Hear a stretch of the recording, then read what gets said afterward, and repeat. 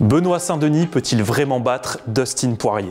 C'est l'énorme annonce de ce début d'année 2024. Dustin Poirier versus number 12 ranked Benoît Saint-Denis. Le 9 mars prochain, en co-main event de l'UFC 299, notre Benoît Saint-Denis national affrontera Dustin Poirier dans un combat en 5 rounds. Sur le papier, c'est une opportunité exceptionnelle pour BSD, autant sur le plan sportif que médiatique. Poirier, c'est l'actuel numéro 3 de la catégorie des poids légers. Saint-Denis est quant à lui 12e. S'il parvient à s'imposer, il fera un bond géant au classement et pourrait se retrouver dans le top 5. Et surtout, Poirier, c'est une superstar connue de tous. C'est l'homme qui a battu Conor McGregor. C'est l'homme qui a posé des soucis à Khabib Nurmagomedov. C'est l'ancien champion intérimaire de la catégorie.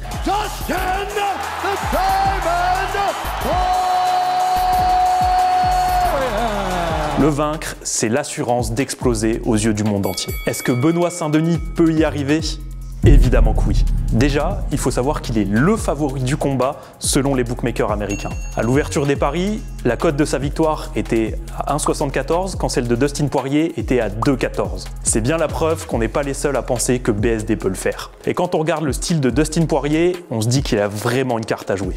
Certes, il a beaucoup plus d'expérience que BSD. Ça sera son 13e combat en 5 rounds à l'UFC, alors que ce sera le premier du français. Mais il a des failles dont le God of War peut profiter. Sur ses 8 défaites en carrière, Poirier en a concédé 3 par soumission. Ça nous amène à parler du point où il est le plus friable, le sol.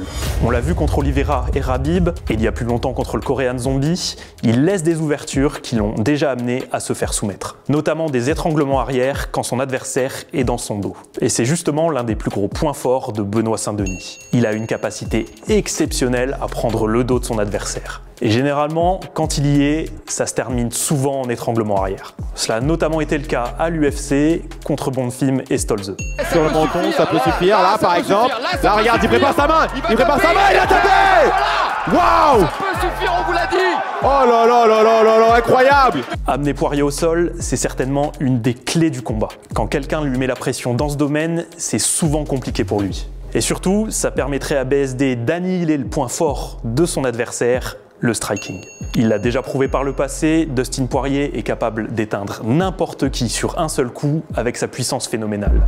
Que ce soit lorsqu'il avance ou même en reculant en contre. Rester debout face à lui, c'est prendre un très gros risque. Autant le minimiser. Autre point d'espoir pour BSD, le kilométrage de Poirier.